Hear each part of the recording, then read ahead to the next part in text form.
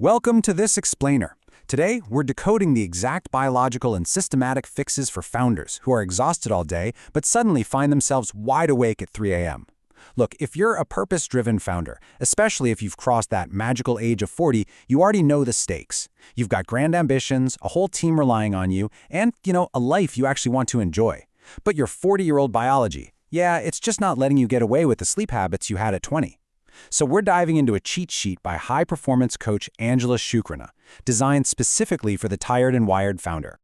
You absolutely know the feeling we're talking about here. You grind all day, you drag yourself across the finish line, finally hit the pillow, and suddenly your brain calls an emergency all-hands meeting.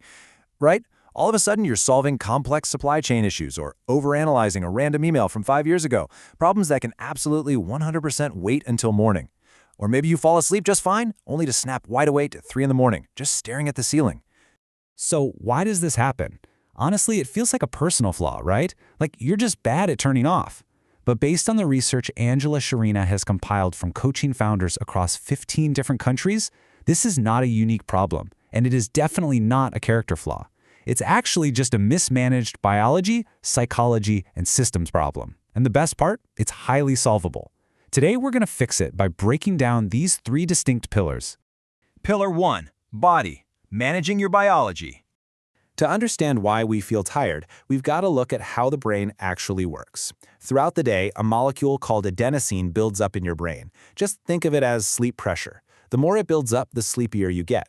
But when you drink caffeine, it works by literally blocking those adenosine receptors. So you block the receptors, and your brain feels artificially awake, even when your body is completely, entirely exhausted. This right here is the exact literal definition of being tired and wired. Now, take a look at that number, 5.5. That is the half-life of caffeine in hours. Why does this matter? Well, to put it into perspective, it means a full quarter of that double-shot espresso you desperately grabbed at 3 p.m. is still actively sitting on your adenosine receptors at 1 a.m. No wonder you can't rest. It's keeping your sleep shallow even if you do manage to drift off. The fix here is a strict caffeine curfew 8 to 10 hours before bed. If you're crashing in the afternoon, science says to get outside, splash some cold water on your face, do some bodyweight squats, or you could try 300 to 500 milligrams of 𝗪𝗁-GPC. And you really have to watch out for where caffeine hides. It's not just your coffee. We're talking energy drinks, pre-workout, cola. It's even sneaking into your black and green tea and your dark chocolate.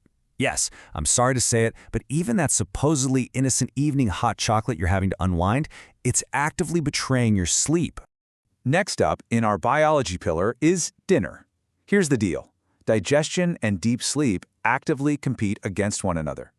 If you have a late or heavy meal, you're forcing your metabolism to work overtime right when your body is desperately trying to power down. And let's be totally honest with ourselves here, when you're past 40, your metabolism isn't exactly a teenager anymore, right? So what's the golden rule? 3. You need to finish your dinner about 3 hours before bed. And what you eat matters just as much as when you eat. You want to stick to lean proteins, slow carbs, and vegetables. We're talking salmon, whole potatoes, beans, greens. This specific combo keeps your blood sugar totally steady through the night. You've got to completely skip the fat-heavy, spicy, or sugary stuff late at night. Here is exactly how this builds into that dreaded 3 a.m. wake-up. Say you have a late dinner of fast carbs, or maybe a couple of glasses of wine to just take the edge off. Your blood sugar spikes. Then, in the middle of the night, it crashes. Your body treats this sudden crash as a literal physical emergency and releases cortisol and adrenaline. Boom! You are wide awake at 3 a.m. Oh, and a quick note on that wine. Sure, it might knock you out, but it's sedation, guys. It's not sleep. It's actively destroying the restorative rest your brain needs to actually make good decisions tomorrow. Pillar 2. Mind. Closing open loops. Your brain absolutely hates unfinished tasks. It treats any unfinished business as an open loop, which is essentially an engaged neural circuit. And guess what? Your brain will happily reopen every single one of these loops the very second things go quiet, whether that's the moment you try to go to bed or, you guessed it, right at 3 a.m. The solution for this is incredibly simple, but wildly effective. 30 minutes before bed, grab a physical notebook or just open your Notes app. Spend exactly 5 minutes writing down everything on your mind. Don't edit it, don't try to fix the problems right then, just write it all down. Research shows this acts as cognitive offloading. Basically, once it's on paper, your brain stops trying to hold on to it. Right underneath that brain dump, write down tomorrow's top 3 priorities. Then, close the notebook. That physical act literally tells your brain, it's handled, stand down. Now, as a founder, you probably spend your entire day in a sympathetic nervous system state. That's the scan for threats and go mode. But to sleep, you have to shift into the parasympathetic nervous system, the rest and repair state. You can't just demand that your brain switches gears on a dime. You actually need a trained off switch. And here is that off switch. Yoga Nidra, also known as non-sleep deep rest. Now, this isn't about stretching or anything like that. It's just a 10-minute guided body scan practice you do lying down in the dark.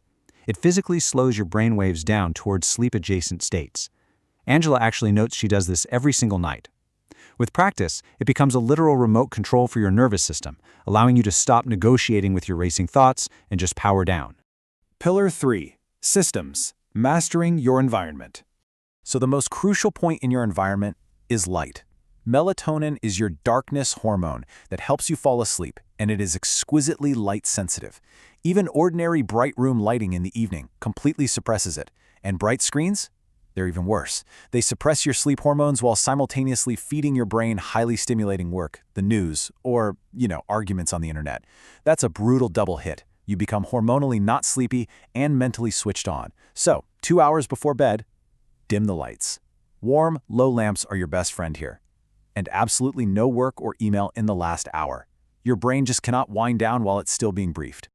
Think about it like this. You set an alarm to wake up, right? Well, you need to set an alarm to go to bed. It acts as a commitment device, a promise you make to yourself when your judgment is sound, unlike at 11 p.m. when you suddenly want to do just one more thing. From there, you change your routine exactly like this. Alarm, hygiene, brain dump, yoga nidra, sleep. Same order every single night.